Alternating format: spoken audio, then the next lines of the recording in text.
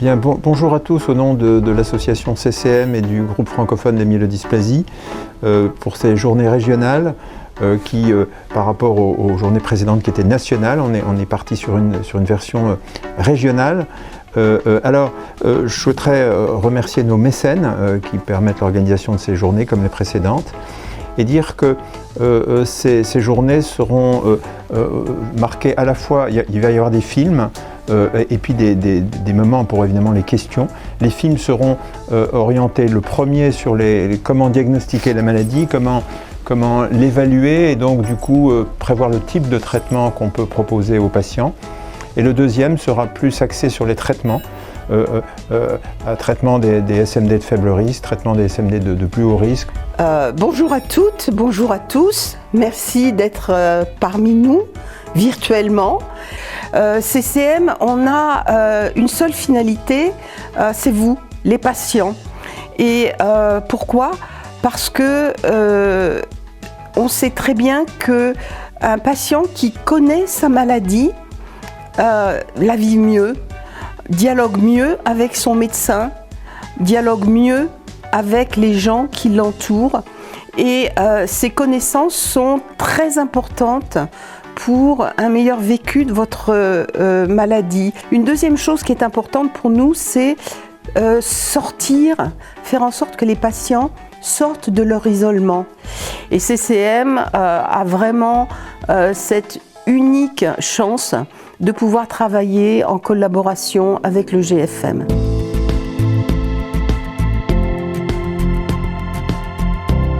Alors le GFM, le groupe francophone des myélodysplasies, c'est un groupe de professionnels hématologistes qui s'est réuni autour des syndromes myélodysplasiques pour élaborer des traitements, principalement des essais cliniques, pour lesquels le GFM est promoteur dans tous les sens du terme, mais également c'est la possibilité d'un registre des patients atteints de syndrome myélodysplasique. C'est aussi la promotion de recherches effectuées outre la recherche avec les essais cliniques, mais aussi des recherches faites à partir des échantillons des patients. Alors donc depuis longtemps, on est associé à l'association Connaître et combattre les myélodysplasies, d'ailleurs qu'on avait contribué à créer à l'époque. Il nous semblait très important que l'avis des patients soit donné sur les différents traitements qui leur paraissaient nécessaires, sur des effets secondaires éventuels. Et puis les patients assistent à nos réunions, donnent un avis sur les protocoles. Bien sûr, il y aura des questions et des réponses à la fin des projections de ces films, mais vous pouvez également poser des questions dans la petite colonne qui est à gauche, qui s'appelle le chat.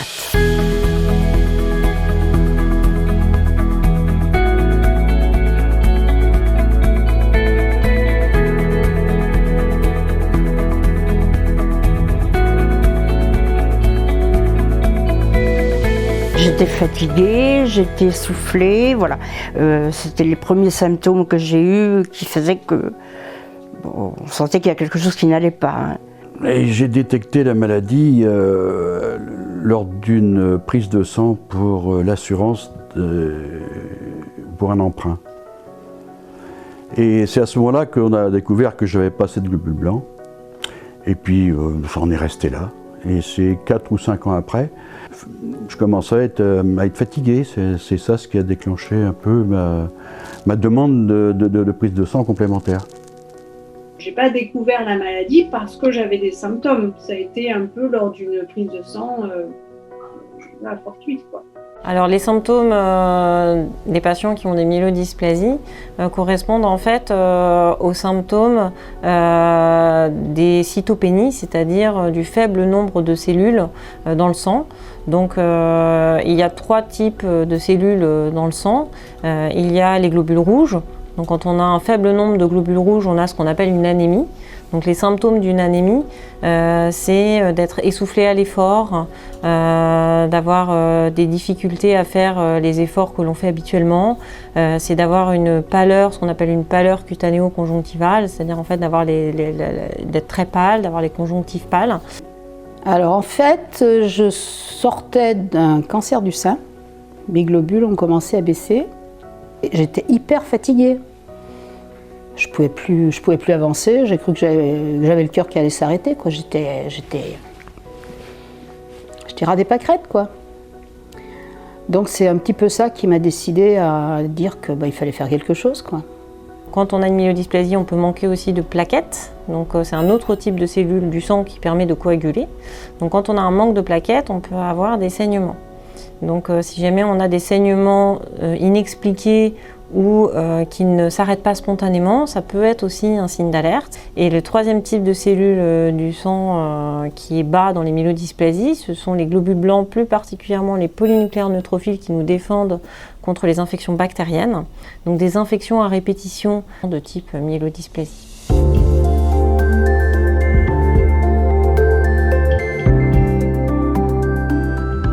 Bon, on panique, hein. Tous les deux, oui. On n'était pas rassurés du tout en partant là-bas. On m'a dit d'aller voir une psychologue. Bon, j'y suis allée 2 fois, mais bon, je me suis dit, moi, c'est ma famille qu'il me faut, c'est mon mari, mes enfants, c'est plus ça. Le jour où le diagnostic est tombé, ça a été extrêmement éprouvant pour elle, parce qu'elle n'avait jamais été confrontée à la maladie de sa vie. Donc il y a eu un temps un peu de grosse déprime.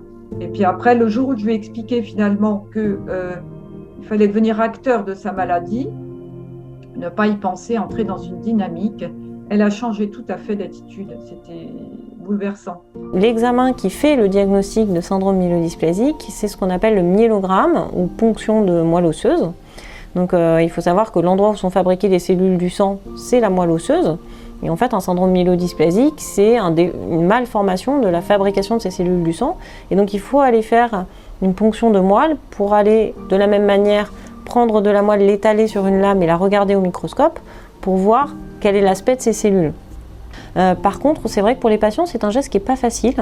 C'est pas facile souvent parce que c'est un geste qui est impressionnant. C'est une ponction de moelle qu'on fait en général soit au niveau du sternum, soit au niveau de l'os iliaque, au niveau du bassin. Donc c'est un examen qui est assez rapide et encore une fois qui ne doit pas normalement engendrer de douleur à la suite de l'examen. Les premières se sont pas trop mal passées et après je crois que j'avais un peu l'appréhension et j'étais un peu tendue. Donc c'est un examen qui est assez rapide, hein, puisque on vous ponctionne, on vous met à plat ventre et on vous ponctionne la moelle. C'est un petit peu douloureux, disons. Mais enfin, c'est quand même supportable. Mais à chaque fois, les prélèvements étaient très faciles. Pas douloureux, rien, nickel. Et après, il y a d'autres examens de cette moelle qui nous permettent de faire le diagnostic et surtout d'évaluer le pronostic et les caractéristiques de la myélodysplasie. Donc ces examens, c'est le cariotype. Donc on met en culture la moelle qui a été prélevée et les cellules se divisant, elles font des mitoses et on va aller regarder ces mitoses et dans ces mitoses, on va aller regarder les chromosomes qui sont les chromosomes de la maladie, les chromosomes de la myélodysplasie. Et un dernier examen qu'on fait de plus en plus souvent, mais qui est plus dans les centres spécialisés puisqu'il n'est pas aujourd'hui inclus dans la classification pronostique, c'est d'aller regarder en biologie moléculaire la présence ou non de mutations.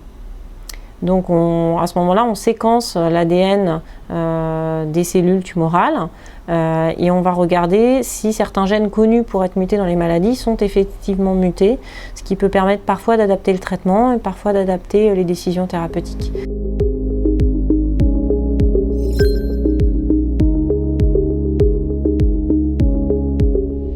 Alors les causes des myélodysplasies sont dans la plupart des cas non connues.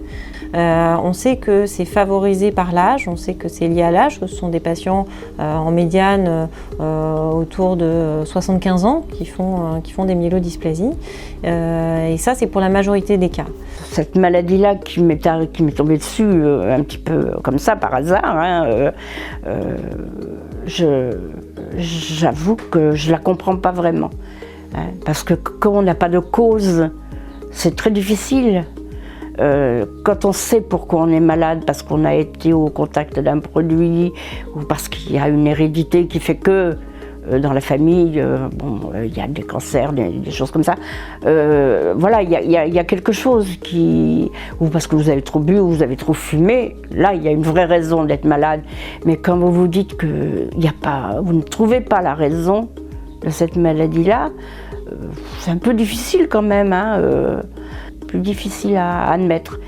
qu'on soit malade sans savoir pourquoi. Dans une vingtaine de pourcents des cas, il y a effectivement des causes qui peuvent en tout cas favoriser l'apparition de syndrome myélodysplasique. Ça peut être d'une part des expositions, une exposition à certains médicaments de type chimiothérapie. Ça peut être aussi une exposition à des rayonnements, donc à de la radiothérapie.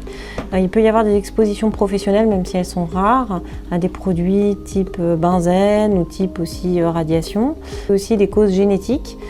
C'est assez rare, mais de plus en plus, on a découvert des prédispositions génétiques aux myélodysplasies, donc qui ne sont pas forcément des syndromes génétiques graves, avec des malformations, mais qui sont des mutations de gènes qui peuvent prédisposer au fait un jour de faire une myélodysplasie. J'étais quand même femme de ménage. Vous avez employé des produits toxiques. Bon, je dis c'est moi qui faisais les courses, donc non, pas spécialement les produits courants. Enfin, non, je pense. Mais comme on vivait dans un verger et il y avait énormément de traitements, je pense qu'on en avalait pas mal, quoi. Donc je dirais peut-être que dans les syndromes myélodysplasiques ayant une cause, aujourd'hui la cause liée à l'exposition à des chimiothérapies ou des rayons au préalable est peut-être une des causes les plus fréquentes.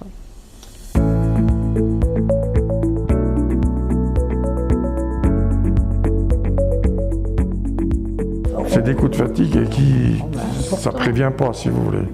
Ça peut m'arriver. Vous voyez, peut-être tout à l'heure, je vais avoir un petit coup de pompe là. Voilà, je vais m'assoupir, voilà. C'est des coups de fatigue, voilà. Je mets ça aussi sur le compte de la vieillesse, il faut bien reconnaître. À 81 ans, vous n'allez plus tailler les haies à 2 mètres de haut, hein. Ça c'est évident. Hein. On s'adapte, mais j'ai pas la vie que j'avais il y a 10 ans. Là, j'ai fait le ménage ce matin, bon ben, je fais une pause. Quand je fais quelque chose, je fais une pause. Puis si je ne les fais pas aujourd'hui, je les fais demain. C'est pour ça que bon, je me suis mise à la pétanque. La pétanque, c'est bien, c'est pas violent comme sport. Et autrement, je fais du golf. Je suis obligé maintenant de prendre une voiturette. Par exemple, un cas typique, je fais un tout petit potager, ramasser les haricots verts, pour moi c'est très pénible. Je les ramasse et au bout de 10 minutes, quasiment, faut m'arrêter, aller m'asseoir. Je fatigue vraiment très très vite. Et puis j'ai l'impression que je risque de m'évanouir, que ça va pas, quoi. Donc je vais m'asseoir et au bout de quelques minutes, ça va et je repars. Mais c'est un peu gênant d'être obligé comme ça de faire des arrêts et puis de sentir qu'on peut pas faire ce qu'on veut, quoi. Et maintenant, il faut que je m'adapte à cette fatigue, il faut que je m'ajuste, que j'anticipe un peu, que j'anticipe mieux. Et donc, là, je vais plus prendre les transports en commun, peut-être pas forcément avec le vélo. Si on veut aller faire une grande balade à vélo, on m'a acheté un vélo à assistance électrique. On n'a pas toujours, comme aidante familiale, les bonnes réponses. On est un peu désarmé. Et je trouve qu'être confronté à la fatigue du patient, c'est très éprouvant, et pour lui, et pour l'aidant. Moi, je fais quand même un peu d'activité. J'ai un petit vélo d'appartement. Quand ça va bien, je fais quand même du vélo. Voilà, une demi-heure de vélo, tout doucement. Là, je le fais, ça encore. C'est quand même... c'est déjà ça. J'ai diminué mes prétentions, mais j'ai pas dit je stoppe tout. Là j'ai là aussi, la vie que j'ai eue avant, voilà. Mais ceci dit, oui, je pense qu'un jour je pourrais refaire des choses, oui. J'ai toujours cet espoir-là. Il est important que les patients, quand ils ont un syndrome myélodysplasique, ils soient habitués à savoir quels sont les chiffres qui les mettent en danger sur la numération, le chiffre de plaquettes, le chiffre de globules rouges, le chiffre de globules blancs. Pour pouvoir interagir avec son médecin, puisque ce sont des patients qui sont traités classiquement en ambulatoire, qui sont à la maison, qui font leur prise de sang à la maison. Alors c'est vrai que souvent l'hôpital reçoit la prise de sang, mais il peut y avoir, déjà l'hôpital peut, pour une raison ou une autre, ne pas avoir eu accès à la prise de sang, et ensuite il y a la particularité de chacun. Les patients, on essaye de les traiter en fonction de leur particularité à eux, et par ailleurs, quand il y a une infection, savoir quoi faire à ce moment-là. Quand les patients sont très neutropéniques, qu'ils ont des polynucléaires bas, on leur prescrit des antibiotiques à prendre en cas de température. Et donc on leur demande d'acheter les antibiotiques, de les avoir à la maison. Et si jamais ils ont de la fièvre, de débuter l'antibiotique sans attendre d'avoir vu le médecin.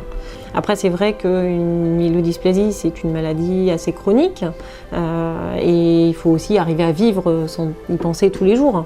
Mais je pense qu'arriver à être en confiance avec son médecin, c'est justement important pour arriver à avoir un côté où on peut continuer à vivre le plus normalement possible et être en confiance avec ce que le médecin, lui, va faire de son côté pour essayer que la maladie soit prise en charge au mieux. Le fait d'avoir cette relation avec le médecin, oui, c'est important parce que ça vous aide à positiver tout le temps. Quand il vous dit, mais de toute façon, ce traitement-là ne fonctionne pas, mais on va vous trouver autre chose, on se dit que bon, il est là, il nous écoute et il ne nous lâche pas. Et ça, je crois que ça continue à donner de l'espoir. Il y a de toute façon un rôle très important du patient dans la relation qu'il a avec son médecin et ça c'est très important de s'impliquer aussi dans cette relation pour pouvoir après adapter les bons traitements et puis avoir confiance après aussi dans le choix qui est fait. Je pense que c'est important d'être dans cet engagement aussi pour que la prise en charge se passe bien. Donc je pense déjà de s'accompagner et de s'entourer, c'est important. Pour avoir un discours qui n'est pas forcément le même avec le médecin et avec l'accompagnant, c'est la première chose. La deuxième chose, je pense qu'il ne faut pas hésiter à poser la question au médecin. Même si le médecin, de par définition, le médecin il n'a jamais le temps. C'est ceux qui vont poser des questions qui vont avoir la réponse. Je consulte avec mon épouse parce que déjà, moi, j'ai un défaut, des fois, je n'assimile pas tout ce que me dit l'interlocuteur. Donc elle fait très attention que justement que je comprenne bien tout ce qui s'est dit, quoi.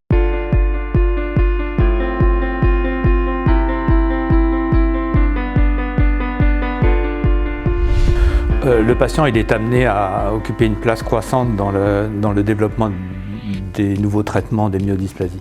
La relation patient-malade-maladie, elle est en train d'évoluer de façon très générale dans notre société, dans les sociétés occidentales. Et indiscutablement, l'acceptation du patient, mais aussi sa contribution, en ce sens que lui-même apporte ses propres éléments de réflexion. Un traitement, ça peut améliorer les symptômes cliniques et biologiques, mais est-ce que ça améliore la qualité de vie? Est-ce que le ressenti, est-ce que le bénéfice perçu par le patient est significatif? Est-ce qu'il a du sens en termes de trajectoire de vie? C'est quelque chose qui occupe une place croissante et c'est complètement logique. On commence à tracer l'origine de la maladie qui remonte très loin dans le temps. Chez beaucoup de gens, on a des clones qui ne donneront rien et chez certains, ça générera cette myélodysplasie par des mécanismes qui sont pour une bonne part dus au hasard et au phénomène de vieillissement. Donc ça, on le comprend mieux. On comprend mieux aussi le rôle des altérations du tissu dans lequel se développe le système hématopoïétique, dans lequel naissent des cellules sanguines, ce qu'on appelle la niche hématopoïétique. Ça aussi, et je pense que dans les années qui viennent, on va de mieux en mieux déchiffrer les anomalies de la niche et identifier des moyens de les corriger. La myélodysplasie, c'est plutôt une maladie inflammatoire chronique, mais il y a ce bruit de fond d'inflammation chronique qui entretient la maladie, qui la fait progresser tout doucement, qu'on comprend de mieux en mieux. Et donc c'est une voie de recherche actuellement que de comprendre comment gérer l'inflammation chronique associée à la maladie et de voir si elle ne pourrait pas aider à mieux gérer sur le long terme les myélodysplasies.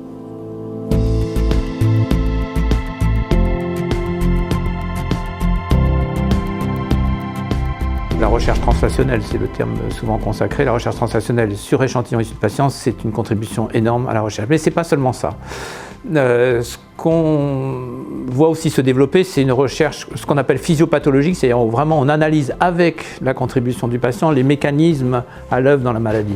Ça demande vraiment une contribution active, donc un intérêt du patient pour les mécanismes de la maladie, un goût pour la participation aux travaux de recherche et pour l'interaction avec les médecins et les chercheurs.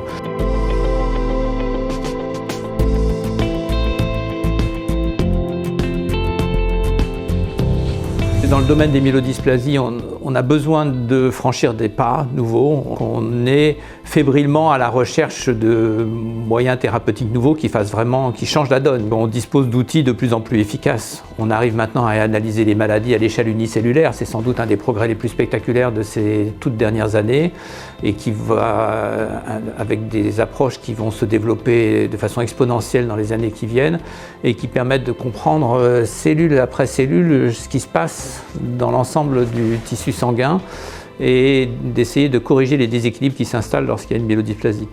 Donc ces approches nouvelles vont aussi nous faire progresser beaucoup. C'est une période très active, indiscutablement.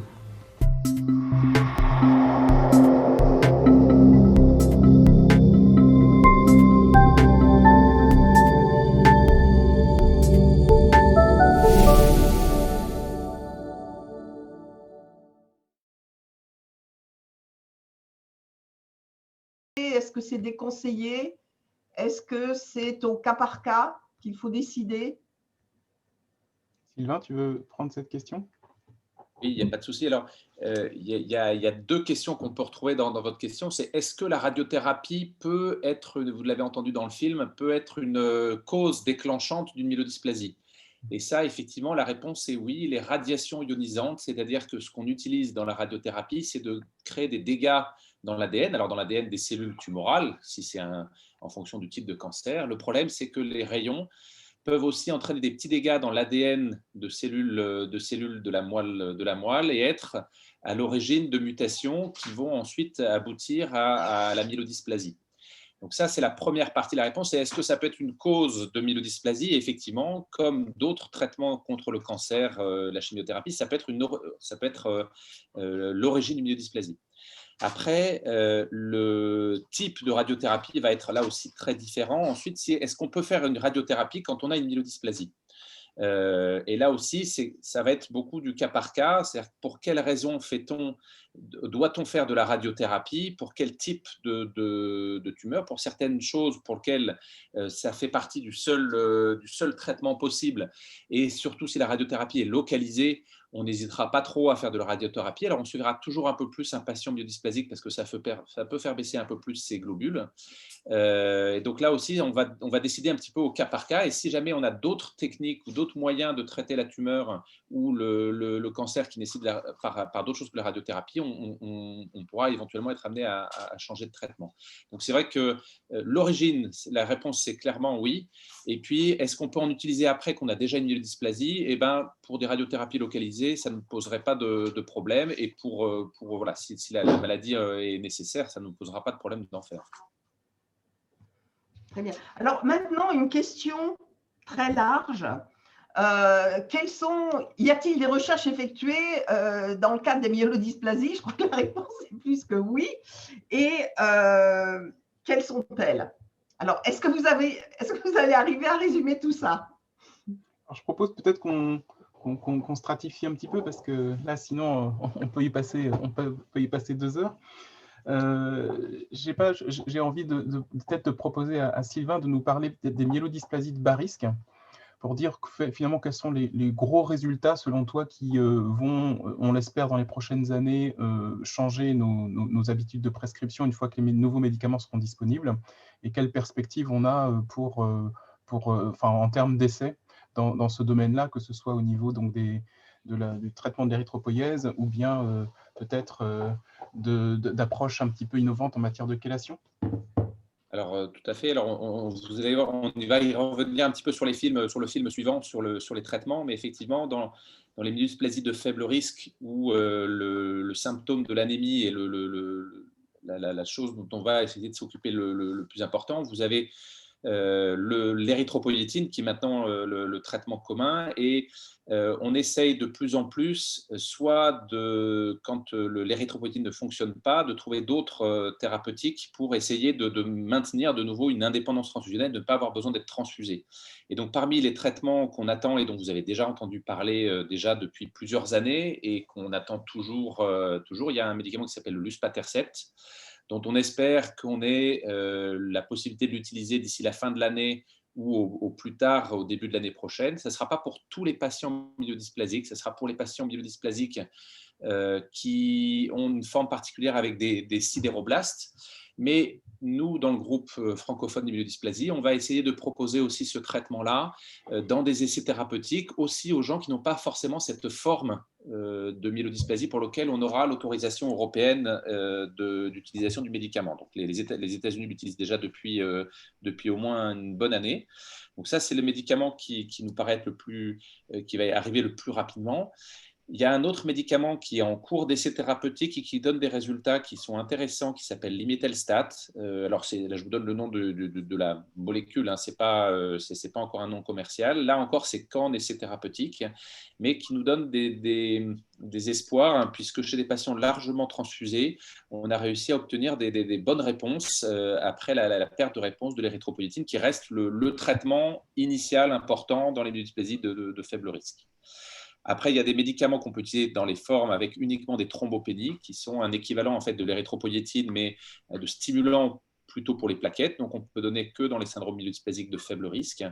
Et donc, on utilise maintenant de manière assez simple. Et puis, on a plusieurs... voilà, il y a pas mal d'essais thérapeutiques qui vont être mis en place prochainement par le groupe francophone de myélodysplasie. Et à chaque fois, votre hématologue vous proposera les éléments qui seront le plus adaptés à votre forme de myélodysplasie, parce que vous avez bien compris que ce n'est pas une maladie, c'est plein de maladies différentes qui ont des points communs, mais aussi des différences. Et donc, on va essayer d'amener, de vous proposer des choses qui soient le plus adaptées à votre forme de myélodysplasie. Merci Sylvain. Stanislas, si on considère les syndromes myélodysplasiques de haut risque, on a quand même aussi pas mal d'activités qui nous viennent du monde des LAM. Est-ce que tu veux commenter sur des pistes qui peuvent être intéressantes en matière de myélodysplasie en termes de recherche aujourd'hui? En termes d'introduction, je dirais qu'effectivement, on dit toujours que le traitement qui pourrait guérir la maladie des syndromes myélodysplasiques au risque, c'est là le greffe. Mais on sait très bien qu'il y a très peu de gens qui peuvent bénéficier de l'allogreffe, notamment du fait que c'est... D'abord, souvent, l'âge est un facteur limitant. Et donc, il y a très peu de gens qui peuvent bénéficier de cette thérapeutique, qui est d'ailleurs très lourde.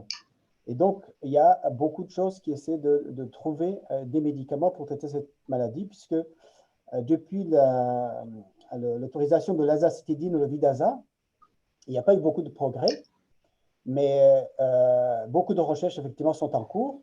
Et il y a plusieurs médicaments qui sont proposés en association beaucoup plus avec le Vidaza. Et comme le disait mon collègue Sylvain Thépaut, il y a également dans les hauts risques, le GFM est en cours d'élaborer pas mal de protocoles auxquels vous pourrez participer, on vous proposera. Mais les recherches, effectivement, sont très actives. Il y a plusieurs produits qui sont actuellement en essai. Stéphane, tu veux juste commenter sur la recherche basée sur le ciblage mutationnel? On a quelques programmes qui sont en cours et qui peuvent être intéressants, je pense, pour cette audience. Savoir qu'à partir de la recherche mutationnelle, on peut trouver des médicaments ciblés. Oui, je pense que ça c'est important. Je pense que pour avoir participé aux réunions les années précédentes, à chaque fois on disait que effectivement, pour l'instant, on n'a pas encore de médicaments spécifiquement ciblés pour les myélodysplasies, et la recherche fondamentale a été très active les années précédentes dans les syndromes myélodysplasiques, et on commence effectivement à voir l'intérêt de ces ciblages mutationnels. Alors, dans le détail, c'est difficile, mais globalement, maintenant, dans les centres qui s'occupent des syndromes myélodysplasiques, on pratique un examen qui s'appelle la NGS myéloïde. Donc, c'est un examen qu'on peut pratiquer sur le sang, sur la moelle, mais sur le sang assez facilement, ce qui nous permet de détecter à la fois dans les syndromes myélodysplasiques de bas risque et dans les syndromes myélodysplasiques de haut risque, des marqueurs moléculaires qui peuvent être intéressants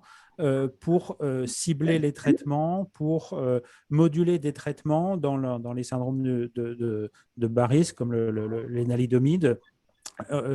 Sylvain a parlé tout à l'heure du luspatercept et certaines mutations comme SF3B1, je ne rentre pas dans les détails, mais dans les anémies sidéroblastiques sont intéressantes à détecter. Et puis dans les syndromes myélodysplasiques de haut risque, je pense que dès maintenant, on a des exemples très pratiques où l'adjonction d'un médicament au Vidaza peut être intéressante si on a telle ou telle mutation. Donc, c'est vraiment aujourd'hui vraiment important pour la plupart des patients d'avoir une détection de ces marqueurs par NGS myéloïde dès le diagnostic, en tout cas dès qu'on va engager un traitement, à la fois dans les bas risques et dans les hauts risques. Et je pense que dans les années qui viennent, on va voir la traduction, j'en suis persuadé, la traduction pratique de ces analyses de recherche dans les traitements et dans l'amélioration des traitements des syndromes myélodysplasiques. Alors, docteur Chaise, je voudrais rebondir sur votre question parce que vous abordez un point qui est important, ces recherches de marqueurs moléculaires. Par exemple, au Danemark, ça fait plus de 2 ans que cette recherche, elle est systématique dès le diagnostic d'une myélodysplasie. Alors, est-ce qu'en France, ces recherches sont faites de manière systématique? Alors, sûrement pas partout, mais je crois en tout cas, mais mes collègues pourront me contredire si besoin, mais je crois que dans les centres qui prennent en charge les syndromes myélodysplasiques, on a des centres dans chaque région et important, et on fait en pratique, oui, ces recherches maintenant de manière systématique chez les patients avec syndrome myélodysplasique, en dehors des patients très, très âgés pour lesquels les recherches sont peut-être plus limitées. Mais oui, on le fait maintenant de manière un peu systématique. Je pense que, je ne sais pas si mes collègues veulent ajouter Oui, là-dessus. je voudrais juste commenter ce que vient de dire Stéphane, dans le sens où on le fait de façon de plus en plus systématique, ça c'est vrai, parce que comme tous les examens complémentaires en médecine, ce qui est important, c'est pas de se poser la question de savoir si l'examen a été fait ou non, mais de savoir si, une fois qu'on a le résultat, ça change quelque chose au traitement du patient. Je crois que ça, c'est une philosophie qu'il faut qu'il faut garder à l'esprit, parce qu'effectivement, ça n'aura probablement pas de sens de faire du NGS à une personne chez qui on découvrirait une myélodysplasie à 100 ans et pour lequel on va vraiment être dans du confort ce qui sera une évidence pour tout le monde. En revanche, maintenant que, et Stéphane l'a bien dit, il y a de plus en plus de médicaments qui vont être ciblés sur une mutation et que cette mutation ne pourra être détectée que par le séquençage, ça va devenir de plus en plus logique d'aller chercher les mutations par le séquençage, de façon à pouvoir prendre la bonne décision pour le patient. Alors, les centres sont organisés de façon un peu différente. Il y a ceux qui n'en font pas et envoient le tube ailleurs. Il y a ceux qui en font, mais réservent la réalisation de l'examen à une RCP, c'est-à-dire que le principe même de faire l'examen est discuté de façon collégiale. Et puis, il y a des centres qui ont accès de façon beaucoup plus simple, c'est-à-dire que toute demande est honorée. À ce moment-là, ils le feront aussi, j'espère, en tout cas je crois que c'est le cas le plus fréquent, avec un jugement clinique, c'est-à-dire de la pertinence de faire l'examen. Ouais. Je ne sais pas, Sylvain, si tu veux compléter. Oui, je voulais juste revenir, c'est aussi en fait un peu une histoire de coût. C'est-à-dire que c'est pas des examens, c'est des examens qui sont assez récents et que grosso modo on est aux alentours de 800 € quand on fait ce type d'examen. Et donc, comme le dit Emmanuel, ça vaut absolument le coup de faire cet examen-là si derrière, ça va changer la manière de traiter les patients, que ça va nous permettre d'avoir des médicaments ciblés. Et donc, c'est pour l'instant plus ça qui pose problème. Et donc, dans certains centres, c'est un peu plus compliqué d'avoir accès à ce type de prélèvement, mais de plus en plus maintenant, tous les laboratoires et tous les centres qui s'occupent des myélodysplasies ont accès parce que justement, il y a des conséquences derrière et qu'on peut avoir des nouveaux médicaments. Mais voilà, c'est pour ça que le systématique, c'est pas encore en France comme au Danemark, c'est pas systématique, mais quand il y a besoin de faire cet examen-là, on y a accès sans difficulté en France. Stanislas, à Rennes, c'est fait de façon courante? Alors, effectivement, comme vous le disiez, quand on en a besoin, on le fait bien sûr. Et je voulais rassurer quand même les patients, comme le disait Sylvain Thébault, quand on sait que cet examen va changer la prise en charge du patient, il n'y a pas de limite. C'est-à-dire qu'à chaque fois qu'on a besoin de faire cet examen pour aider à la prise en charge du patient, on ne se pose pas la question, on le fait. Mais par contre, systématiquement, dès le diagnostic, si on sait que ça ne doit pas nous avancer, on ne va pas le faire. Dans les myélodysplasies de bas risque, par exemple, quand on suspecte que ça peut évoluer vers un haut risque, notamment pour les personnes qui peuvent être avec greffé, on est amené à le faire pour voir s'il y a des mutations qui peuvent inciter à surveiller un peu plus. Vous voyez? Donc, à chaque fois qu'on sait que ça peut changer la prise en charge du patient, on le fait. Très bien. Alors là, il y a plusieurs questions qui viennent d'apparaître sur le chat et qui sont relatives au Vidaza. Alors, combien de temps peut-on être traité avec Vidaza? Et après, en cas d'échec du Vidaza, qu'est-ce qu'il y a de possible? Quels sont les traitements possibles par derrière? Sylvain, tu veux bien prendre cette question? Oui, il n'y a pas de souci. Alors, le Vidaza, habituellement, il y a deux grands cas de figure. Donc, c'est réservé aux patients qui ont des myélodysplasies de haut risque. Donc, au risque de transformation en leucémie ou au risque qu'il y ait des complications importantes liées aux cytopénies. Alors, quand on a moins de 70 ans ou qu'on a des possibilités de faire une greffe de moelle, on va souvent proposer le traitement par Vidaza, le temps d'organiser la greffe de moelle, le temps de trouver un donneur et le temps d'organiser cette greffe de moelle, si elle est possible. Mais ça reste, ce n'est pas la majorité des patients, puisque on a pas mal de patients qui ont plus de 70 ans ou qui n'ont pas forcément de donneur. Et dans ces cas-là, le traitement par Vidaza est un traitement qu'on va garder en continu, en permanence. C'est-à-dire qu'il va permettre d'obtenir des réponses et il faut ensuite qu'on maintienne cette réponse le plus longtemps possible. Et donc, c'est souvent ce qui déprime un petit peu nos patients en disant bah oui, c'est bien, mais des fois, j'ai envie d'arrêter ou de ralentir. Donc, on essaye de ne pas trop arrêter. On essaye éventuellement d'espacer les cures. On essaye de diminuer un peu la durée des cures pour essayer de maintenir le plus longtemps possible le traitement tant que ça marche. Et puis, oui, tu voulais aussi que je parle de quand ça ne marche pas, qu'est-ce qu'on fait? Oui.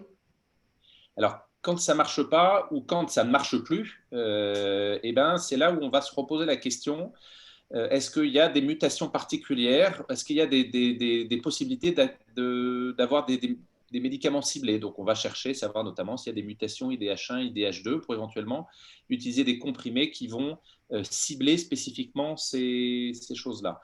On a des essais thérapeutiques qui vont arriver, et beaucoup d'essais thérapeutiques en fait dans ces conditions-là où on va se poser la question soit de chimiothérapie un peu plus forte que le Vidaza en fonction de l'âge du patient et des possibilités derrière, ou de proposer des chimiothérapies adaptées pour essayer de ralentir et d'éviter la transformation de la maladie en une maladie et d'éviter le passage en leucémie aiguë. Donc là aussi, on va avoir pas mal de protocoles au sein du GFM qui pourront être proposés. Il y en a un actuellement avec ce qu'on appelle des prodrogues, en tout cas des médicaments qui sont des dérivés de nos anciennes chimiothérapies et qu'on essaie de faire évoluer. Et également, alors, quels sont les effets secondaires du Vidaza? Stanislas, tu veux bien répondre? Alors, les effets secondaires du Vidaza, il y a des effets immédiats, c'est des nausées et des vomissements, qui nécessitent des antivomitifs, qui à leur tour peuvent entraîner des problèmes de constipation. Donc les hématologues le savent très bien, on fait de la prévention. L'autre effet secondaire fréquent, c'est au niveau des injections, des sites d'injection. Il peut y avoir des sortes d'inflammations, mais là aussi, on sait comment prévenir et traiter cela. Les autres effets secondaires, c'est en tout cas les premiers mois de traitement, ça peut aggraver les baisses des globules, notamment les globules blancs, avec risque d'infection. C'est pour cela qu'on prescrit des antibiotiques à avoir chez soi et à prendre très rapidement. Voilà. Sinon, c'est un médicament malgré tout bien toléré qui se fait en ambulatoire, comme vous le savez. C'est surtout ces effets secondaires dont je citais. Et alors, une autre question, est-ce que le Revlimid et le Vidaza sont des médicaments identiques? Stéphane? Non, pas du tout. Je pense que c'est deux médicaments différents. Le Revlimid, l'énalidomide, son indication principale, c'est les syndromes myélodysplasiques avec une mutation spécifique au karyotype, qui est la mutation, la délétion du chromosome 5, la délétion 5q. Et lorsqu'il y a cette délétion, c'est une bonne indication du médicament, parfois précédé d'un traitement par EPO. Alors, les associations de Vidaza et l'énalidomide sont possibles, mais sur des cas de syndrome myélodysplasique de haut grade bien ciblés. Mais sinon, c'est deux médicaments différents. L'énalidomide est plutôt réservé au syndrome myélodysplasique de bas risque avec une délétion 5q, et on l'utilise parfois en deuxième intention en association avec le PO dans les syndromes myélodysplasiques de bas risque qui deviennent résistants à l'EPO.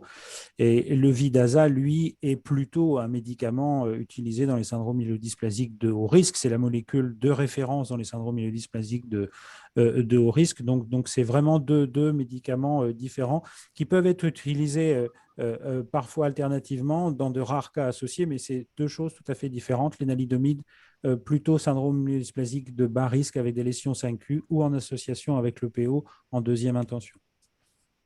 Alors, une autre question, toujours liée au Vidaza.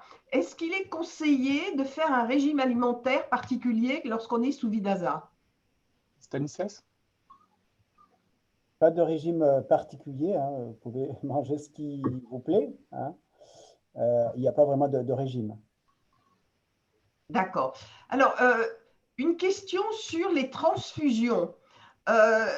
Les transfusions sont de plus en plus rapprochées, mais quel est leur... jusqu'à quand? Est-ce que ça peut être une transfusion toutes les semaines, par exemple? Stéphane, tu veux répondre? Oui, c'est les transfusions. Le rythme des transfusions va dépendre du chiffre d'hémoglobine et la tolérance du patient à l'anémie. Il n'y a pas de limitation dans les transfusions. Quand effectivement, on essaie toujours de ralentir le rythme transfusionnel. Je parle dans les syndromes de bas risque en utilisant l'EPO ou des traitements alternatifs à l'EPO en deuxième ou troisième intention, mais parfois les transfusions restent le seul traitement de la maladie et il n'y a pas de limitation spécifique des transfusions. Il y a des patients qui sont transfusés le plus souvent. Ce qui est important lorsqu'il y a des transfusions répétées, c'est de bien surveiller le bilan de fer, en particulier la ferritine, le coefficient de saturation de la transférine, pour éviter ce qu'on appelle l'hémochromatose, c'est-à-dire l'accumulation de fer par les transfusions. Et pour ça, on va donner un traitement chélateur du fer. Le plus souvent, on utilise maintenant le déferazirox, qui est une molécule PERO, si la fonction rénale le permet. Mais non, c'est vrai que nous, notre objectif, c'est vraiment de limiter le rythme des transfusions et éviter que les patients viennent très souvent mais pour des transfusions, mais il n'y a pas de limitation dans le nombre de transfusions, avec la réserve le risque d'accumulation de fer, mais qui peut être géré maintenant par des médicaments que l'on a à notre disposition. Je voudrais juste commenter un tout petit peu, enfin, c'est pas tout à fait la réponse à la question, mais je voulais juste attirer l'attention, mais ça, mes collègues connaissent ça très bien, c'est que quand on arrive à des rythmes de transfusion très rapprochés, c'est important juste d'être sûr que c'est bien en rapport avec une progression de la maladie et pas, par exemple, une hémorragie. Il m'est arrivé comme ça d'avoir des patients qui étaient transfusés très souvent, mais en fait, il y avait un saignement digestif. Donc, c'est important d'être sûr qu'il n'y a pas d'hémorragie ou pas d'hémolyse. Et puis après, comme disait Stéphane, effectivement, on va donner autant de transfusions que nécessaire tant que le patient en tire un profit, en fait. Voilà.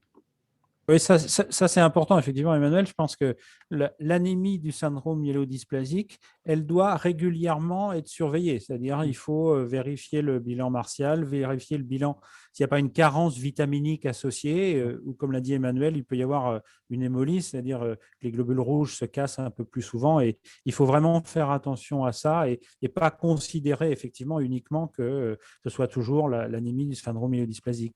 Mais ça, on le fait régulièrement dans la surveillance des patients. Alors, une question sur la surcharge en fer dans le foie. Est-ce que les saignées sont-elles la seule solution pour évacuer cette surcharge en fer dans le foie? Sylvain, je crois que dans la question, il y avait la notion que c'était une anémie avec sideroblaste en couronne et répondeuse à l'EPO. Donc, je pense que ça peut te donner un élément de... Oui, parce que habituellement, c'est vrai que les saignées dans les syndromes myélodysplasiques, c'est pas trop ce qu'on fait. Le problème de la plupart des patients myélodysplasiques, c'est justement un déficit et donc du coup plutôt des besoins transfusionnels. Alors, Stéphane a un peu répondu à la question, c'est-à-dire que les saignées, c'est quelque chose qu'on peut être amené à faire quand on veut faire baisser à tout prix un taux de ferritine et qu'on a un taux d'hémoglobine, on a suffisamment de globules rouges qui le permettent. On l'utilise souvent quand on a, dans des myélodysplasiques, on a allogreffé, donc on a déjà pas mal transfusé avant, qu'on a allogreffé, ils ont ensuite une numération qui est normale. La seule chose qui reste, c'est le fer en excès. Et donc, on peut être amené à proposer du coup des saignées après l'allogreffe pour essayer de faire diminuer ce taux de fer. Et on a aussi le même médicament dont parlait Stéphane, qui est le médicament qu'on utilise quand on a une surcharge en fer liée aux transfusions, qui est le déferazirox, l'Exjade, qu'on peut utiliser pour faire diminuer le fer. Et donc, voilà, mais on ne peut pas toujours utiliser ce médicament. De temps en temps, effectivement, le rein ne permet pas d'utiliser ce médicament puisqu'il faut surveiller la fonction rénale. Et donc, on peut parfois trouver essayer de chercher des alternatives. Mais c'est vrai que ce n'est pas le cas le plus fréquent. C'est qu'habituellement, on est plutôt à tendance à vouloir faire remonter le taux d'hémoglobine et faire diminuer le fer. Mais ça peut effectivement se discuter dans certains cas très précis. Très bien, mais écoutez, je crois qu'on a vu la plupart des questions qui étaient sur le chat. On va peut-être maintenant passer à la diffusion de la deuxième vidéo et on reprendra les questions qui sont posées dans une deuxième partie. Mais avant tout, merci beaucoup pour toutes vos réponses.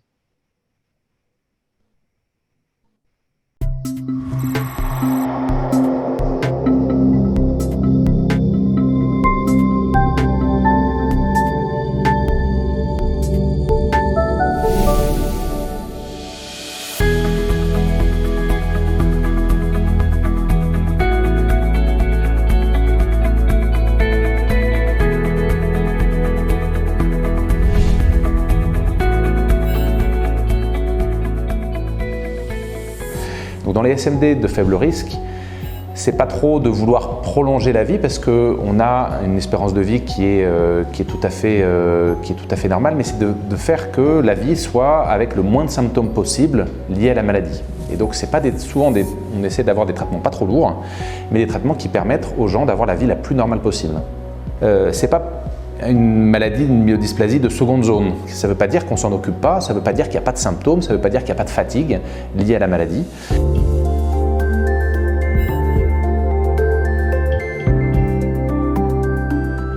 Le problème de la plupart des patients, c'est l'anémie. Et un des moyens d'éviter ces problèmes d'anémie, c'est d'essayer de faire remonter le taux d'hémoglobine. Et ce taux d'hémoglobine, la manière la plus efficace actuellement, c'est de fortes doses d'érythropoïétine qui marchent chez la plupart des patients. Et donc ce sont des injections en sous-cutané qui sont plutôt très bien tolérées, mais qui marchent pas chez tous les patients et surtout qui ont une durée d'efficacité qui est, on dit en médiane, de 2 ans.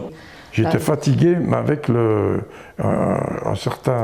une certaine marque de remède. Et on a changé, là ça va mieux quand même. Il a changé, il t'a donné un autre traitement, mais bon, il a été pas bien, avec des maux de tête violents et une fatigue générale après le lendemain de la piqûre qui durait quelques jours.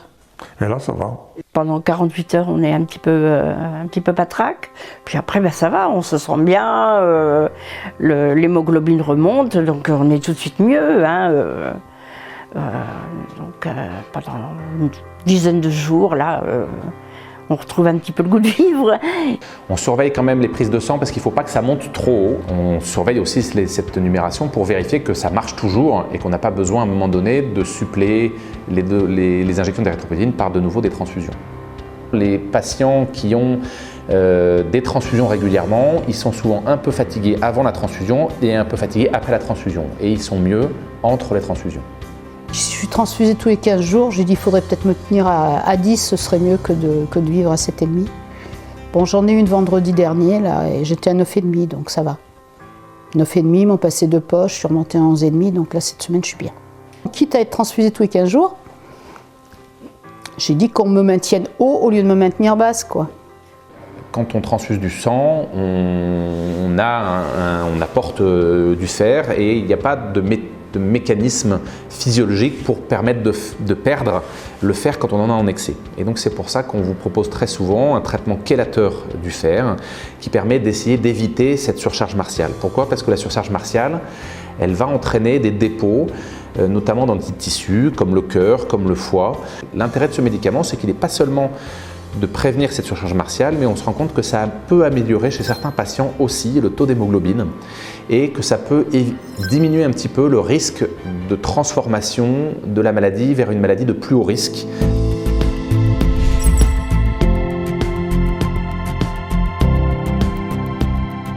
Il existe aussi des traitements de seconde ligne qu'on peut donner dans les myélodysplasies.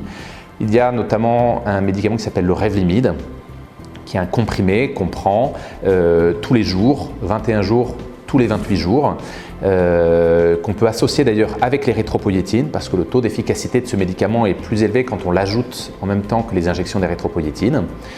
On a ensuite des médicaments qu'on attend, dont on devrait avoir bientôt la possibilité d'utilisation, qui est le luspatercept. On espère que d'ici la fin de l'année 2021, on pourra obtenir ce médicament. Donc là encore, ça ne s'adresse pas à tous les patients. Et c'est vrai qu'il y a eu beaucoup d'emballement depuis des années sur le luspatercept et les patients nous disent un petit peu quand est-ce que ça arrive, et ça fait quand même 2-3 ans qu'on en parle et pour l'instant on a encore une délivrance au compte-gouttes de ce type de médicament en France. C'est globalement un médicament qui est très bien toléré. Ça ne sera pas un traitement de première intention. Le but du luspatercept, c'est d'essayer d'obtenir une indépendance transfusionnelle. Pour le moment, je ne prends aucun médicament pour cela. Aucun médicament depuis 4 ans. Mais je suis suivi tous les mois, voir un peu comment se comporte d'une manière générale le corps. Et le suivi des patients est important, aussi pour les rassurer, aussi pour vérifier qu'il n'y ait pas d'évolution. Mais il ne faut pas non plus sentir forcément cette épée de Damoclès en disant forcément un jour ma maladie s'aggravera. On a peur, quoi, bien forcément, parce que c'est quand même assez grave, quoi, puisque le risque c'est d'avoir un cancer du sang, donc forcément on n'aime pas trop ça, quoi. Et le fait d'être toujours en anémie, d'être toujours fatigué, c'est pas bon pour le moral, quoi, c'est sûr. Hein. Une myélodysplasie de faible risque peut rester une myélodysplasie de faible risque très longtemps et ne pas avoir d'évolution vers des formes plus agressives de la maladie.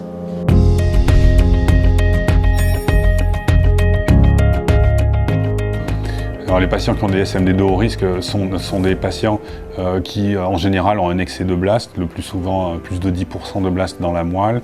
Ça peut être aussi, ils peuvent être de haut risque parce qu'ils ont des anomalies chromosomiques particulières au niveau de la moelle osseuse.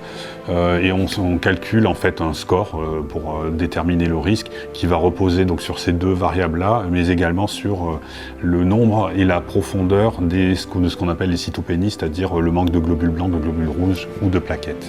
Et donc, ce qu'on va vouloir faire avec le traitement, c'est diminuer ce taux de blast pour empêcher la transformation en leucémie et permettre une amélioration de l'espérance de vie des patients.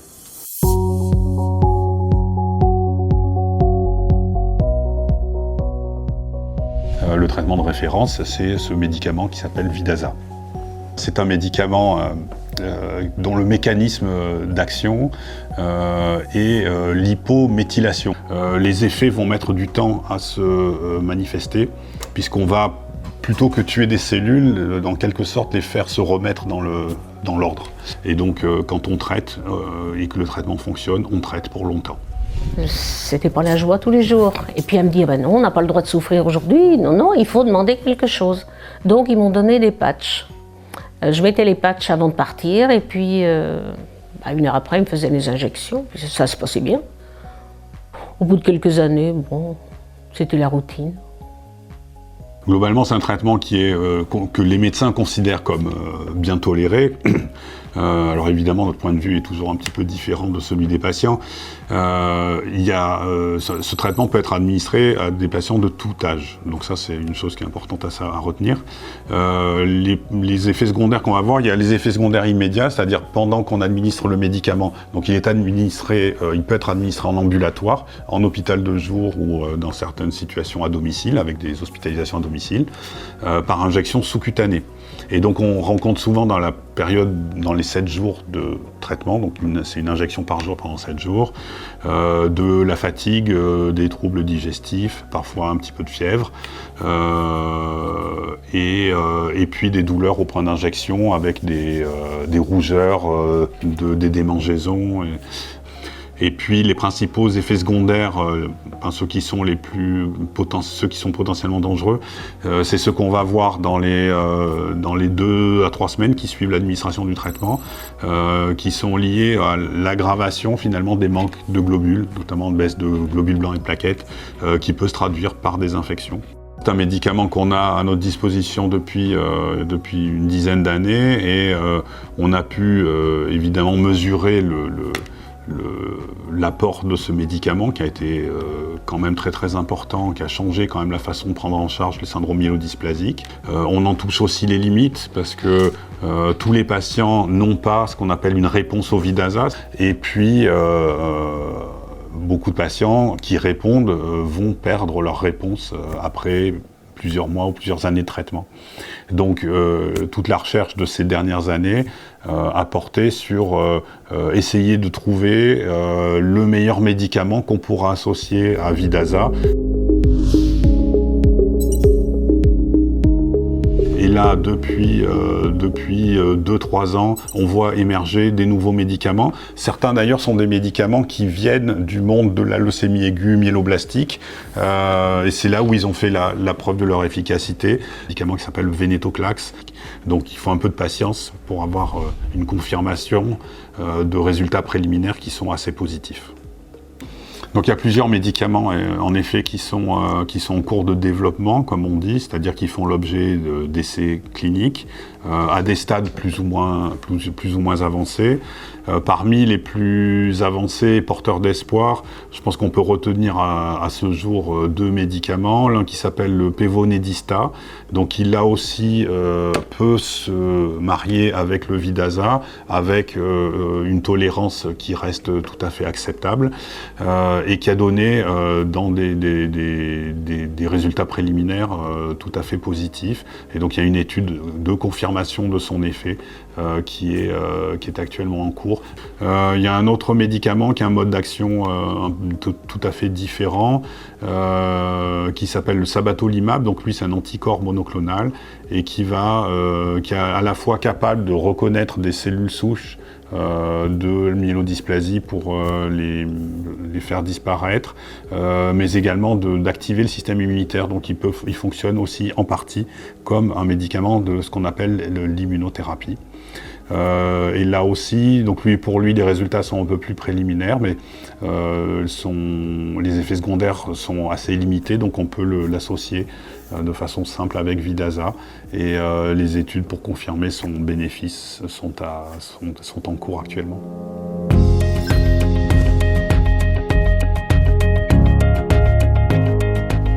On utilise des cellules de la moelle osseuse d'un donneur que l'on va transplanter à un receveur, à un patient qui est atteint d'une maladie hématologique. Et donc que cette moelle osseuse du donneur, elle va remplacer complètement, à 100%, la moelle osseuse du receveur. Et j'avoue qu'au départ, je dis non, je ne vais pas la faire. Et puis qu'après, j'ai réfléchi que finalement, c'était une chance qu'on me donnait et qu'il fallait absolument que je la prenne, parce que si je ne la prenais pas, eh bien, peut-être dans 6 mois, où je n'étais plus là, quoi. Ou peut-être moins. La décision de greffe pour un patient atteint de syndrome myélodysplasique, elle est collégiale. Donc on peut assez rapidement savoir si on a des bonnes chances ou pas de trouver des donneurs. Si nous n'avons pas trouvé de donneurs parfaitement compatibles dans la fratrie ou sur les fichiers, il se pose alors après les questions des donneurs partiellement compatibles. On peut en trouver sur les fichiers et on peut en trouver aussi dans la famille. C'est ce qu'on appelle des greffes à partir de donneurs haplo-identiques. Mais n'empêche que la greffe, l'allogreffe avec un donneur compatible anonyme à 90% n'a pas marché et la greffe avec mon frère comme donneur compatible à 50%, elle a marché. Donc bon, voilà, je suis ravie que ce soit mon frère qui m'ait sauvée en fait. Il s'agit de donneurs qui sont de plus en plus utilisés. Donc les donneurs familiaux dits haplo-identiques, donc à moitié identiques, sont de plus en plus utilisés pour la bonne raison que les résultats se sont énormément améliorés ces dernières dizaines d'années, puisque les procédures de greffe ont été modifiées et on a des résultats qui sont maintenant vraiment bons à partir des donneurs familiaux haplo-identiques. Là, ce qui est très important, c'est l'entourage. Voilà. Disons, mon mari m'a beaucoup aidé, ma fille m'a énormément aidé. Et c'est elle d'ailleurs qui m'a donné sa moelle. Et c'est elle qui m'a poussée, je crois. Qui m'a poussée. Puis on réfléchit, si vous voulez. Sur le moment, on est choqué par ce qu'on vous annonce. Mais après, on réfléchit et on se dit, bon, je n'ai pas envie de mourir. Voilà. Ça voulait dire quitter mon conjoint, mon fils, pour aller m'isoler quelque part. C'était tout à fait contre nature. Moi, je suis quelqu'un de combatif et puis à la limite, j'avais pas trop le choix. J'ai un fils, j'ai une famille. Pour moi, il faut y aller. Mais c'était dur. Cette allogreffe, elle ne peut pas s'adresser à tous les patients, car ça reste une procédure assez invasive et potentiellement toxique. Et il y a des contre-indications qui persistent. Donc aujourd'hui, on s'évertue à essayer de mieux évaluer les patients, en particulier des patients qui seraient âgés de plus de 60 ou 70 ans, par des critères différents de l'âge. Ceci dit, encore une fois, on a quand même des limites d'âge, même si cette limite augmente au fur et à mesure du temps.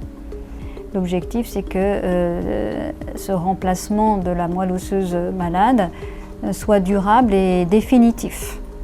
Pendant 3 ans, on n'est pas au top. Il faut compter 3 ans, il faut prendre son mal à patience. Et voilà, 3 ans après, j'ai recommencé à faire du sport, j'ai recommencé à vivre normalement. Voilà. Quand je suis sortie, alors j'ai l'impression de sortir de prison et en même temps de me retrouver dans un univers hostile. Parce que quand on est dans notre bulle, on nous dit tellement qu'il faut bien faire attention. Donc après allogreffe, on peut développer des complications, notamment immunologiques, et parmi ces complications, une réaction du greffon contre l'hôte. C'est une réaction qui est fréquente et qui est normalement prévenue par des traitements immunosuppresseurs, mais de temps en temps, elle survient quand même. Elle n'est pas toujours grave et ne nécessite même pas systématiquement un traitement. Tout dépend des symptômes que le patient présente.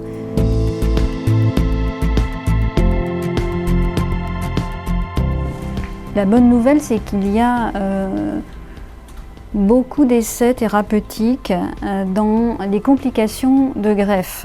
Avec des molécules très prometteuses, les donneurs de type haplo-identique donnent maintenant des résultats très proches des donneurs, des greffes à partir de donneurs complètement compatibles. Grâce là aussi à des traitements immunosuppresseurs qui sont mieux tolérés et plus efficaces. Donc il y a beaucoup de traitements innovants qui ne sont pas encore disponibles mais que l'on peut utiliser grâce à différents protocoles.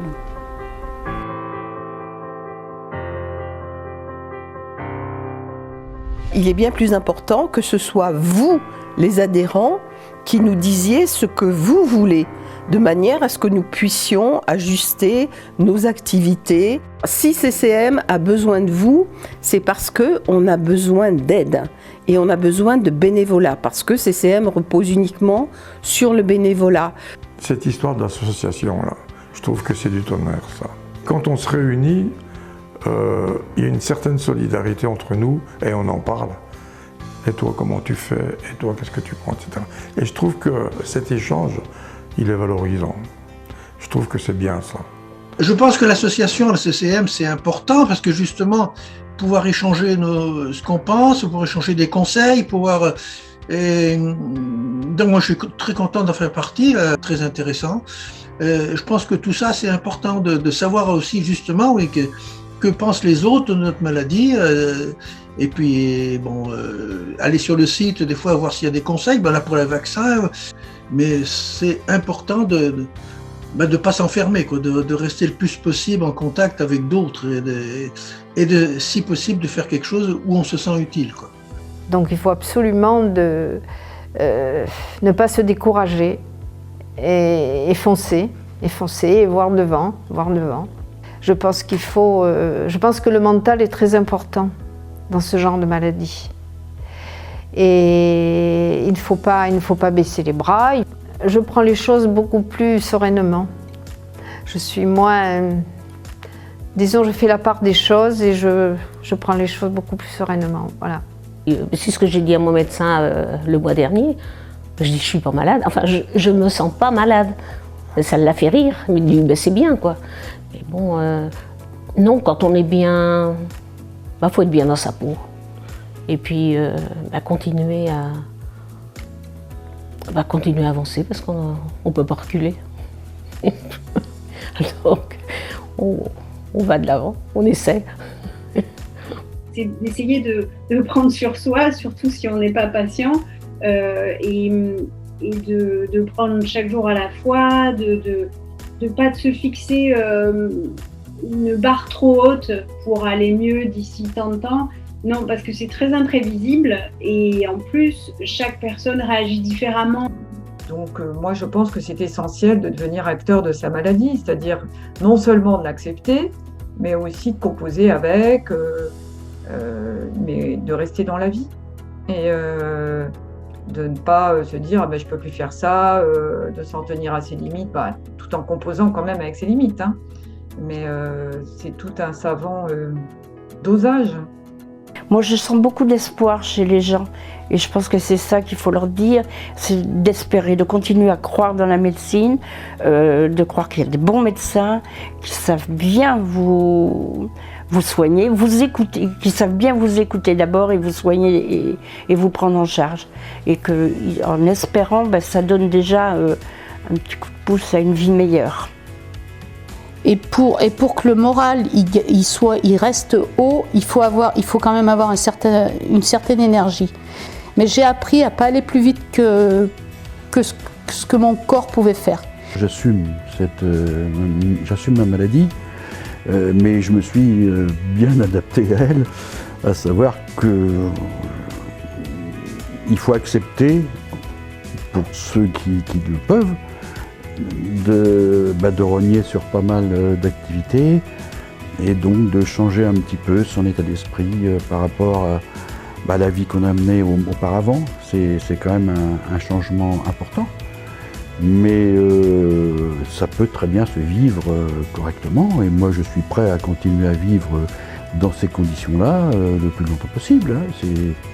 Je dirais presque que je suis bien comme ça, maintenant. Je lui ai dit, tant que je me maintiens comme ça, je suis content. Je suis bien entouré, je suis bien soigné.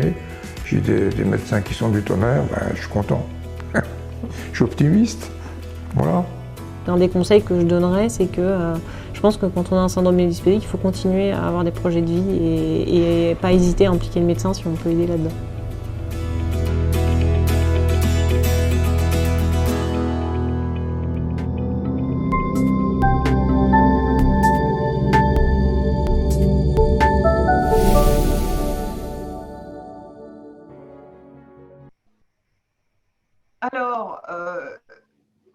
cette deuxième vidéo est importante parce que il y a des messages très positifs à la fin.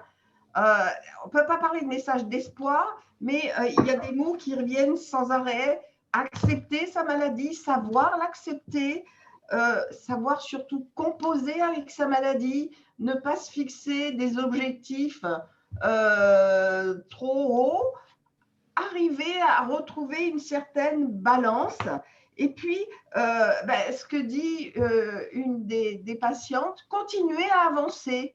On avance peut-être plus doucement, mais on continue à avancer. Et puis, il y a une phrase qui est quand même superbe. Quelqu'un qui dit on a des médecins qui sont du tonnerre. Donc ça, je trouve que c'est un super message parce que ça renforce le fait qu'il faut parler avec ses médecins, qu'il ne faut pas avoir peur de poser des questions. Il n'y a pas de questions idiotes. Il y a peut-être des réponses idiotes, mais il n'y a pas de questions idiotes. Et donc, ces témoignages sont extrêmement importants. On peut vivre une myélodysplasie en restant normal. Et l'état d'esprit dans lequel on est toujours très, très important. Alors, ceci étant dit, ces messages sont extrêmement importants et on va repartir vers les questions. Bon,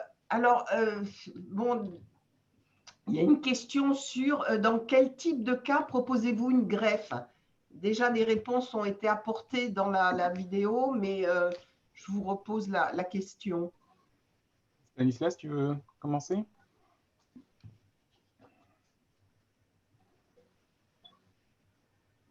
Alors, dans quel cas proposer une greffe?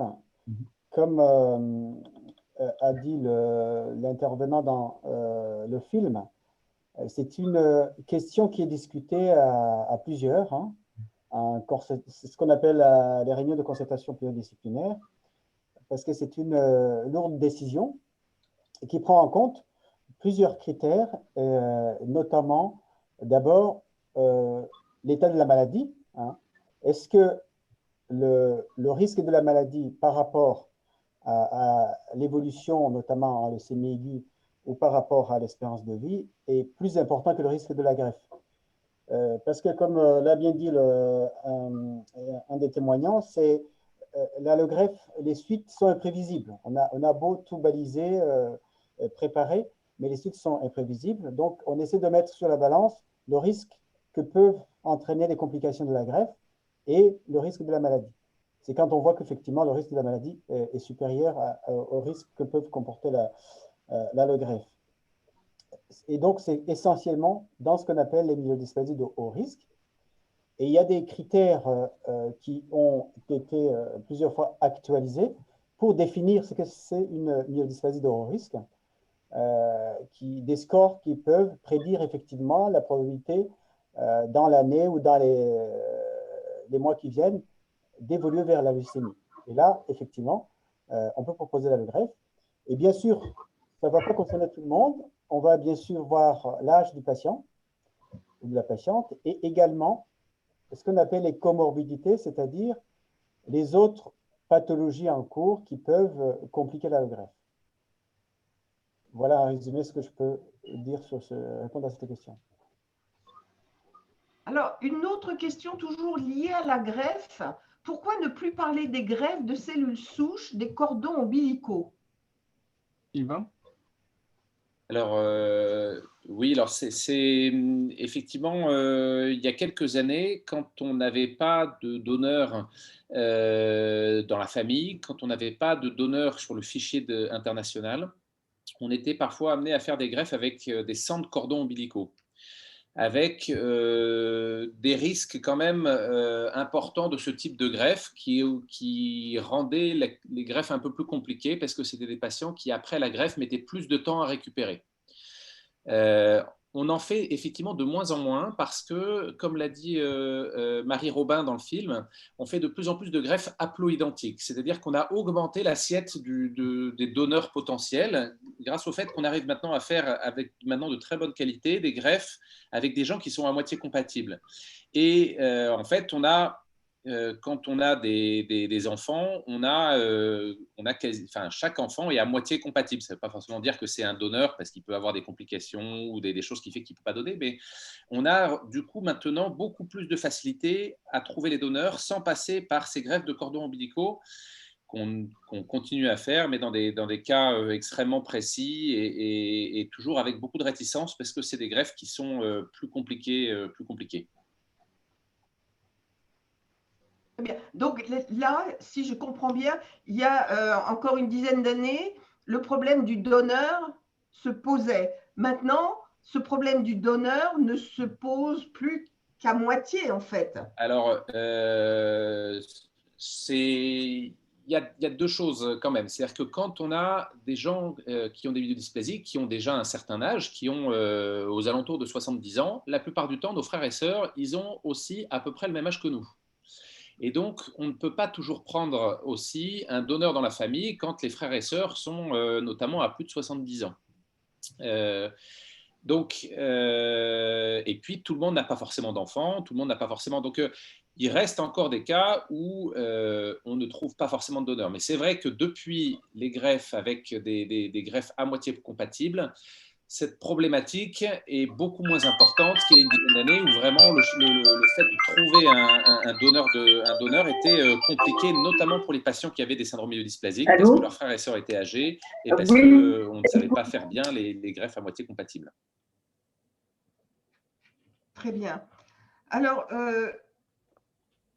on va revenir à une autre question qui est toujours sur le chat. Alors, on a eu les saignées. Alors, quelle est l'espérance de vie pour les patients qui ont des SMD de haut risque? Stéphane, tu veux répondre à cette question pas simple? Oui, question difficile. Je pense que dans les SMD de haut risque, on le sait, le risque majeur, c'est l'évolution vers une leucémie aiguë. Donc, contrairement au syndrome de bas risque où le risque d'évolution vers la leucémie aiguë est plus faible, dans les hauts risques, c'est vraiment le risque principal, c'est l'évolution vers la leucémie aiguë et donc nécessité de traitements curatifs pour les syndromes de haut risque. On a parlé tout à l'heure de la greffe et effectivement, ce qui est important, c'est de fixer l'âge autour de 70 ans avec des facteurs de comorbidité. Et les patients qui pourront bénéficier de l'allogreffe dans les syndromes myélodysplasiques de haut risque, l'espérance de vie, elle dépendra de la prise de greffe, des résultats de la greffe et de l'état de la moelle osseuse après la greffe. Pour les patients SMD de haut risque qui sont seulement traités par Vidaza, on l'a vu tout à l'heure, les traitements par Vidaza peuvent être très prolongés et parfois d'une inefficacité à long terme. Donc, c'est difficile de donner une espérance de vie des patients de haut risque. Si elle est différente de celle des syndromes de bas risque, puisque là, c'est avec des transfusions, on peut répondre à l'insuffisance de production de la moelle osseuse. Dans les syndromes de haut risque, le risque majeur, je le répète, c'est vraiment l'évolution vers la leucémie aiguë et donc la nécessité de traitement. Donc, question difficile sur, on ne peut pas donner un terme de vie pour les syndromes de haut risque, mais voilà, en gros, avant 70 ans, la greffe doit être, et on l'a vu dans le film et dans les commentaires, la greffe doit être envisagée et on a de bons résultats avec les greffes maintenant familiales ou haploidentiques, comme l'expliquait Marie Robin dans le film. Et puis, les traitements par Vidaza peuvent être également très prolongés. Et on l'a vu aussi, on commence à voir des traitements de deuxième intention après, lorsque le Vidaza est en échec, la possibilité d'utiliser des inhibiteurs d'IDH1, IDH2, et ce qui redonne un deuxième traitement. Je pense que là encore, on est dans une période extrêmement importante on va voir arriver, je pense, dans les années qui viennent, des traitements possibles pour les syndromes myélodysplasiques. On l'a vu aussi avec l'anticorps, ça va être encore une possibilité et on allongera aussi l'espérance de vie des patients, probablement avec ces traitements de haut risque. Je suis tout à fait d'accord avec Stéphane, et puis je voulais juste faire remarquer que Stéphane n'a pas répondu avec un délai chiffré à cette question. Hein, et c'est quelque chose dont, en tout cas, vous pourrez rebondir dessus si vous le souhaitez, mes chers collègues, mais on se refuse à donner une date, en fait, hein, parce que dès l'instant que le médecin va prononcer un terme, que ce soit 2 mois, 2 ans, 20 ans, voilà, en fait, peu importe le chiffre, les patients, le plus souvent, ils vont déjà prendre un calendrier et commencer à cocher les cases à chaque jour qui passe. Donc, ça n'a pas beaucoup de sens pour nous de vous donner une espérance de vie chiffrée. Par contre, comme Stéphane l'a bien dit, ça a beaucoup de sens pour nous de dire on va tout faire pour que l'espérance de vie soit la plus longue possible dans la situation où est chaque patient.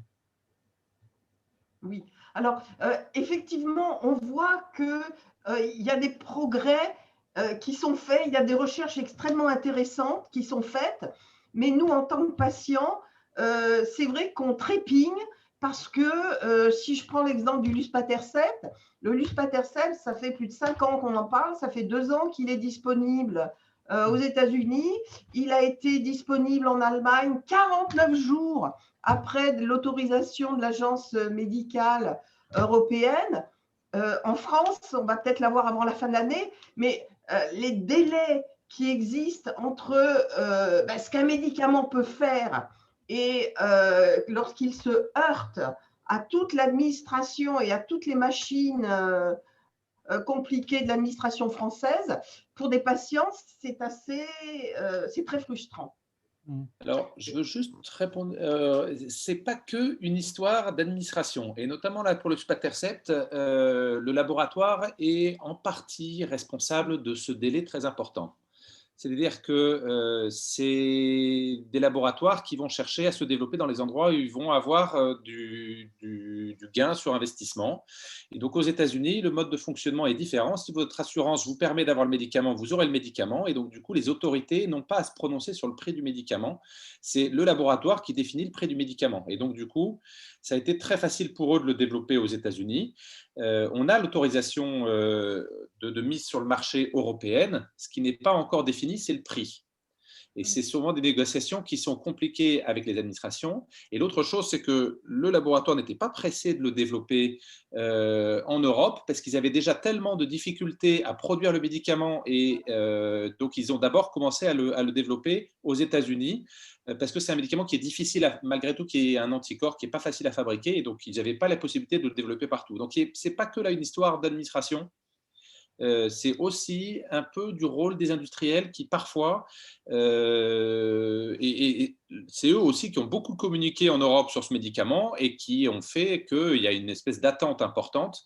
Donc, voilà, je reste un peu quand même, c'est vrai que les agences parfois européennes mettent du temps, mais là c'est pas uniquement de leur fait. Merci, non, c'est it's fair game, c'est important de pouvoir comprendre les différentes perspectives. Et ce qui est important aussi de rappeler, peut-être Sylvain, tu pourras me corriger si ce n'est pas exact, mais le luspatercept, pour ce cas particulier, est un médicament qui n'allonge pas l'espérance de vie, à ma connaissance. Il s'agit d'un médicament qui va réduire les besoins transfusionnels. Et donc, du coup, les critères d'amélioration du service médical rendu par nos autorités de santé en France sont très regardantes à ce qu'on appelle la puissance de l'objectif principal. C'est-à-dire, en fait, voilà, si un médicament fait vivre les gens plus vieux, il sera plus prioritaire qu'un médicament qui améliore l'espérance de vie. Alors, je sais que ça sera par rapport à la communauté des malades atteints de myélodysplasie, c'est peut-être un peu choquant, mais en même temps, voilà, il y a des règles dans les autorisations de mise sur le marché et l'attribution des améliorations de services rendus, et donc des approches de remboursement par la collectivité. Donc, ça peut aussi, je pense, participer au fait que le délai soit plus long, même si on ne désespère pas de le voir arriver. Voilà. Alors, alors, je rebondis une dernière fois, c'est tout à fait vrai. Et c'est vrai qu'on a dit l'espérance de vie des patients syndrome dysplasique de faible risque, c'est finalement pas trop le problème. Et donc, du coup, c'est très difficile de montrer des médicaments qui vont, puisque l'espérance de vie, elle est longue. Voilà. Et donc, l'objectif, c'est vraiment d'améliorer la qualité de vie. Et la qualité de vie, c'est toujours plus compliqué à démontrer, c'est toujours dépendant de plein de choses.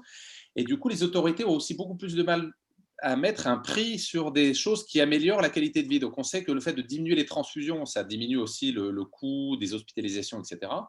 Mais voilà, c'est des négociations qui sont très compliquées. Donc, c'est vrai que c'est des nouveaux médicaments qui ont des nouvelles activités et du coup, ça complique effectivement tout le développement de ce type de médicaments et pourtant qui sont extrêmement importants dans les myélodysplasies parce que le but, c'est d'améliorer la qualité de vie et pas seulement la quantité de vie. Et donc, dans les SMD de faible risque, c'est vraiment ça notre objectif.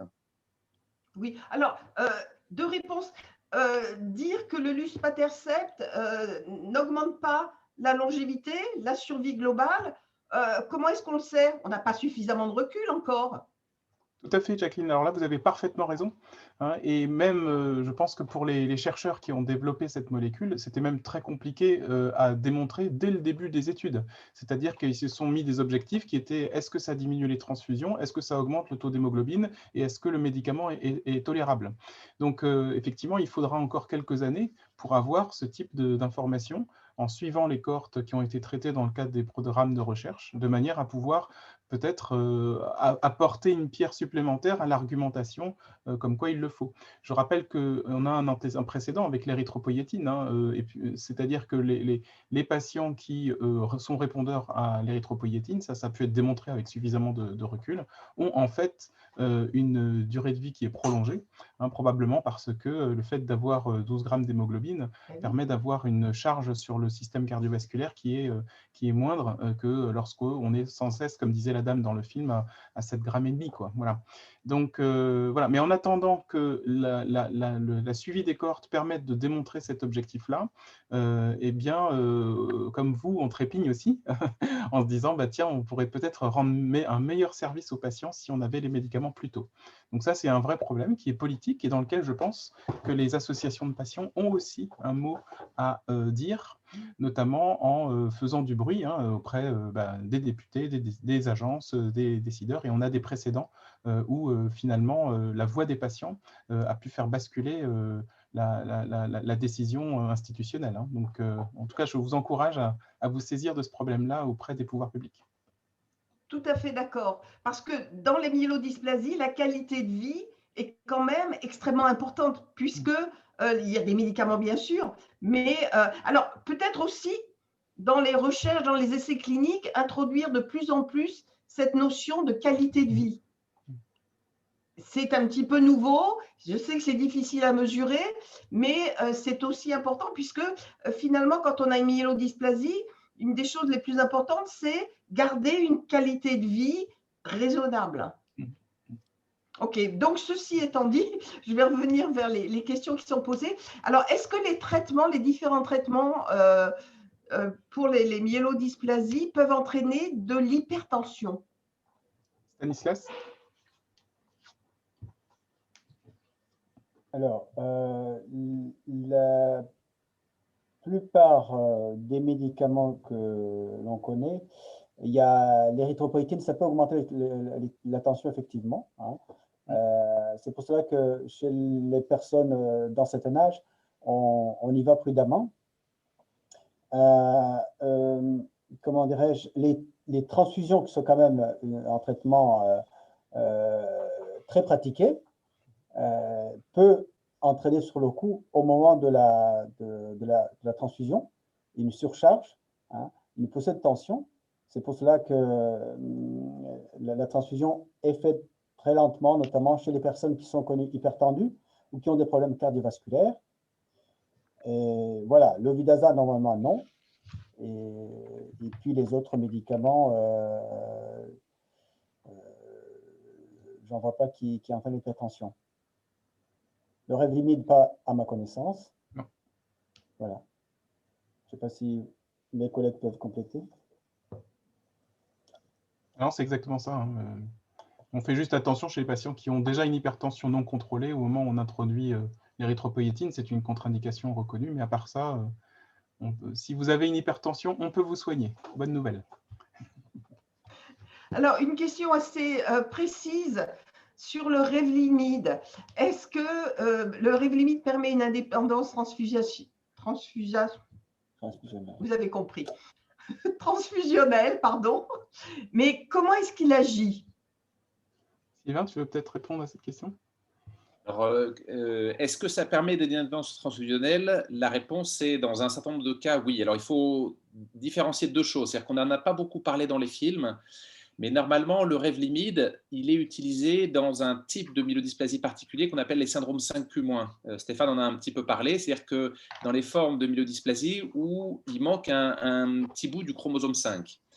Et chez ces patients-là, on a une très très bonne efficacité du Revlimid avec 70% d'indépendance transfusionnelle, des gens qui sont transfusés avant, et puis on en a beaucoup qui sont du coup plus du tout transfusés.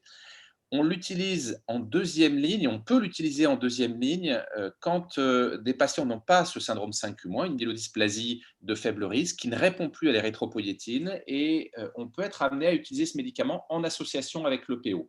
Là, le taux d'efficacité est moindre. On obtient chez certains patients des indépendances transfusionnelles, plutôt de transfusions. Pour d'autres, c'est plutôt un espacement des transfusions.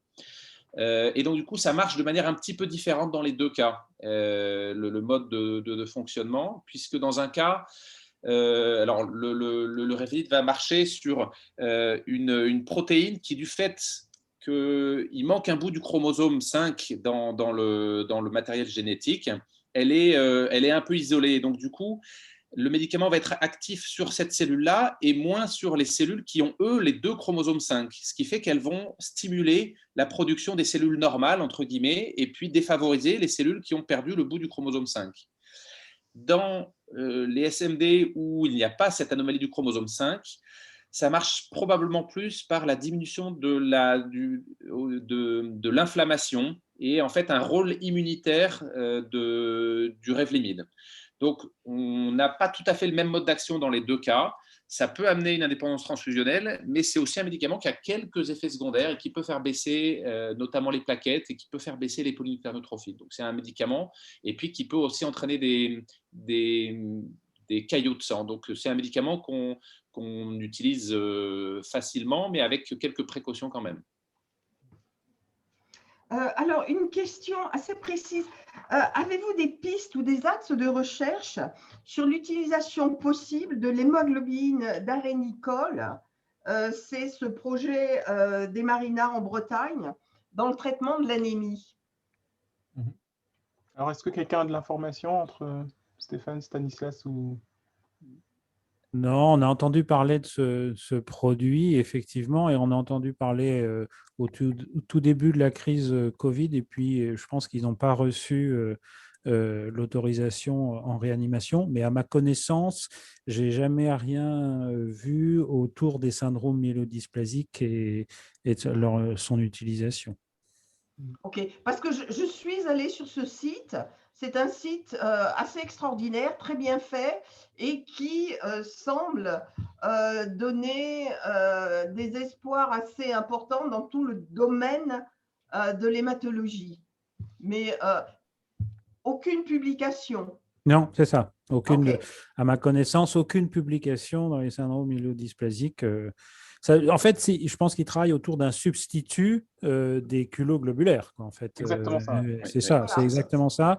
Mais à ma connaissance, non, pas en hématologie, même en général.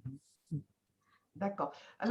Juste pour dire, sur ces transfusions, il y a quand même des travaux qui vont être menés par le groupe francophone des myélodysplasies sur un peu ces modalités de transfusion. Donc, il y a un projet qui doit avoir lieu, c'est savoir s'il faut transfuser avec des taux d'hémoglobine, avec des seuils d'hémoglobine un peu plus hauts, notamment donc il y a un projet là qui va bientôt sortir. Il y a un autre projet qui va peut-être finalement pas avoir lieu, mais qui était sur des modes de conservation des globules rouges pour essayer d'améliorer aussi les effets secondaires et des transfusions. Donc, le groupe francophone des myélodysplasies travaille dessus. Parce que c'est un problème à la fois de santé publique, à la fois de qualité de vie et qui intéresse beaucoup de patients. Oui, je pense que c'est effectivement, je rebondis, effectivement, c'est important. On l'a dit tout à l'heure, un syndrome myélodysplasique de bas risque, l'important, et vous l'avez dit, c'est la qualité de vie. Et c'est important de se poser des questions autour de cette qualité de vie par les différents traitements. Mais on l'a vu pour certains patients, il n'y a plus que les supports transfusionnels qui sont utilisés et c'est important. C'est toujours important de se poser la question de la qualité de vie. Et Sylvain vient de le dire, est-ce qu'on doit transfuser les patients à un taux d'hémoglobine plus haut ou plus bas? Et c'est effectivement, il y a un essai SMD transfusionnel. C'est un essai qui avait été initié par notre regretté confrère Christian Rose à Lille et qui pose une question importante sur les pratiques transfusionnelles dans les hospitalisations de jour par les patients myélodysplasiques. Alors, il y a une question aussi avec les transfusions. Selon les patients, est-ce qu'il y a une règle, est-ce qu'il y a un chiffre pour le seuil des transfusions? Parce que pendant surtout le premier confinement du Covid, il y a eu des dysfonctionnements parce qu'il y avait des manques dans les banques de sang. Et donc, des patients qui sont allés pour se faire transfuser ont été renvoyés à la maison parce que le seuil avait été baissé à 7,5, je crois. Alors, est-ce qu'il y a des recommandations de la Haute Autorité de Santé là-dessus ou bien est-ce que c'est au coup par coup? Stéphane, tu veux… Oui. Alors, globalement, les recommandations, il y a des recommandations transfusionnelles qui sont très claires et qui sont tout à fait adaptables au syndrome myélodysplasique. Il faut retenir le chiffre de 8. Généralement, on transfuse en dessous de 8 grammes par décilitre d'hémoglobine.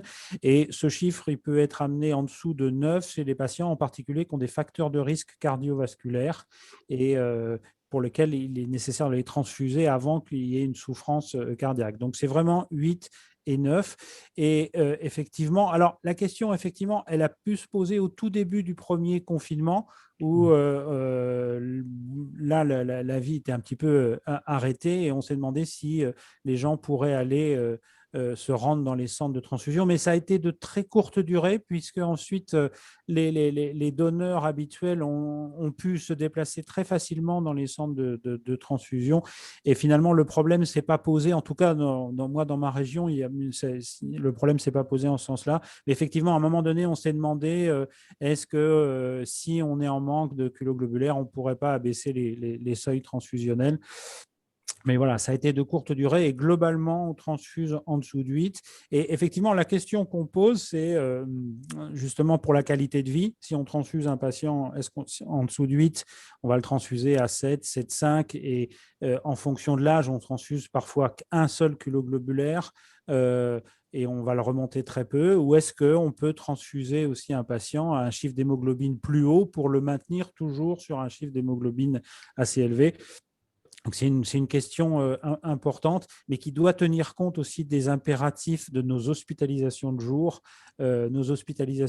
qui sont de plus en plus occupées aussi par les traitements ambulatoires dans les autres pathologies ou même par les patients qui viennent pour du Vidaza. Donc, c'est toutes ces problématiques-là qui doivent être prises en compte. Mais voilà, pour répondre clairement à la question, on transfuse généralement, le chiffre, c'est 8 et 9 en cas de facteur de risque cardiovasculaire.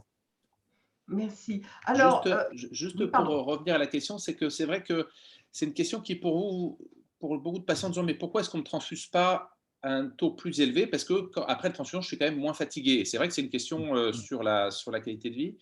Il faut quand même savoir qu'en fait, il y a eu des études qui ont été faites notamment chez les patients de réanimation, où justement, on s'est rendu compte que les patients qui étaient plus transfusés et transfusés avec des taux d'hémoglobine un peu plus élevés, c'était plutôt défavorable pour eux. Alors, c'est dans un contexte très particulier, mais du coup, la question de savoir si ça améliore la qualité de vie est une question importante, mais il y a aussi une question, est-ce que ça ne fait pas prendre aussi un peu plus de risque de transfuser trop régulièrement, parce qu'on sait que ça apporte un excès de fer, ça. Donc, c'est une vraie question et si on avait la réponse déjà, bien sûr qu'on vous transfuserait tous à plus de 10 grammes d'hémoglobine, c'est évident, mais on n'a pas encore cette réponse formelle et on est obligé de prendre des précautions quand même avant de changer nos pratiques de manière plus large. Et donc, il y a un essai clinique qui va poser cette question, on espère pouvoir inclure. Oui. Merci. Alors, encore une question. Est-ce qu'il y a un rapport possible entre un dysfonctionnement de la thyroïde et les myélodysplasies? Stanislas, tu veux répondre? Pas à ma connaissance. Hein. On sait que quand il y a une surcharge en fer très importante, on peut avoir des problèmes au niveau des glandes, mais thyroïde et myélodysplasie, je n'ai pas d'informations là-dessus. Non, il y a un lien entre myélodysplasie et dysimmunité au sens large. Donc là, on ne sait pas si c'est une atteinte thyroïdienne auto-immune, mais voilà, mais ça se manifeste beaucoup plus par des anémies hémolytiques auto-immunes ou d'autres troubles immunologiques cutanés ou articulaires ou comment on appelle ça, cartilagineux, mais thyroïde, je ne pense pas, non. Stéphane ou Sylvain, non? Non, c'est parfois plutôt le contraire. C'est qu'en fait, le fait d'avoir des problèmes de thyroïde, des hypothyroïdies, peut donner de l'anémie. Et donc, c'est pas forcément, du coup, c'est pas un lien direct avec une myélodysplasie, mais un dysfonctionnement thyroïdien peut parfois se révéler par de l'anémie. C'est juste. Voilà, mais... oui. Très bien. Alors, nous arrivons à la fin de cette réunion, mais je vois une dernière question qui est importante pour nous, CCM. Comment être bénévole actif de l'association CCM à Rennes? Alors, première réponse, on n'a pas de groupe à l'extérieur. On a un groupe qui est au niveau national, on est tous dispersés dans la France, et là, on a vraiment besoin d'aide. Alors, pour ceux d'entre vous qui veulent rejoindre le conseil d'administration, c'est très simple, vous nous envoyez un email et toutes les bonnes volontés sont bienvenues dans la mesure où vous sentez que physiquement, ça va bien et que vous pouvez nous aider à faire notre comptabilité, l'organisation de nos journées régionales. On a un bulletin, on a besoin de monde pour soit rédiger des articles, soit trouver des articles. Donc, il y a plein de choses à faire et nous avons vraiment besoin de plus de bénévoles. Et donc, c'est tout simple, vous nous envoyez un email à partir de notre site CCM, myélodysplasie.org. Alors, pour tous les participants, vous allez recevoir une fiche d'évaluation parce qu'on a besoin de votre retour de manière à savoir si on a bien répondu à vos attentes. Et puis, on va rajouter sur cette feuille les coordonnées de CCM si vous voulez devenir bénévole. Et si vous voulez devenir bénévole, je le répète, vous êtes plus que bienvenus. Alors, écoutez, je voudrais remercier tous les participants et puis les médecins qui ont répondu à toutes vos questions et de manière très, très transparente. Et ça, il faut le reconnaître, c'est important. Et je vais donc laisser la parole à Raymond Malart, notre président, pour la conclusion. Mais encore merci. Bien, je vous remercie tous, chacun vient de le faire. Donc cette première réunion virtuelle, ça s'est bien passé, mais c'est vrai que pour l'association, maintenant avec le virtuel, c'est vrai que nous sommes dispersés sur toute la France, et c'est vrai que ça nous aide beaucoup. Avant, il fallait aller à Paris, on allait à Paris, on y passe même pour aller en vacances. Bien, ce qui a de différent, c'est sûr, c'est nous n'avons pas eu la petite pause café avec les petits gâteaux où on peut discuter. Voilà le petit truc qu'on a en moins. Mais la médecine française, moi qui ai été greffé et puis je vois des patients, les médecins, vous êtes vraiment super là. On voit les chaînes d'infos, vous êtes critiqués sans arrêt avec ce Covid là. Vous ne savez pas faire, vous ne savez pas.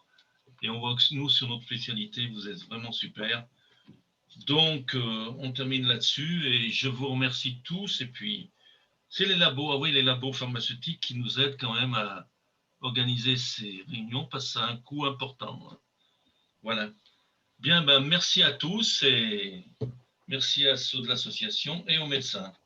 Au revoir, bon week-end. Monsieur, oui, Emmanuel, allez-y. Je disais juste au revoir à tous, bon week-end. Merci de nous avoir invités. C'est nous, merci beaucoup. C'est vrai qu'aussi un grand merci à l'association parce que ça, comme toute maladie, on a tendance à être un peu isolé et surtout dans les myélodysplasies où avec l'âge, la maladie entraîne de l'isolement et vraiment s'il y a quelque chose, nous, qui est très important au sein de cette CCM, c'est que ça lève pour un certain nombre de nos patients un peu cet isolement Ça permet de prévenir aussi les familles et les proches. Donc, merci beaucoup pour votre travail. On vous soutient vraiment avec grand plaisir.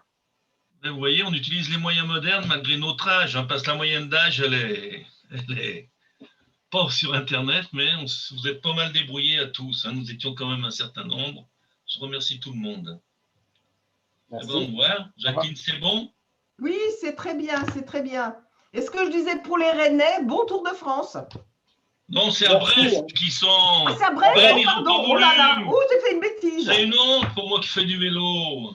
Je suis désolée. Bravo Brest. Non, c'est un ou deux îles évaluées. Mais bon Tour de France, c'est vrai que vous avez la chance d'avoir le Tour de France. Nous, je vais l'attendre dans les Alpes. Moi, je vais voir. Allez, bonne journée à tout le monde. Au revoir à tout le Au monde. revoir. Bon Merci week-end à à tout le tous. monde. Merci. Ouais, merci. Benjamin, c'est bon?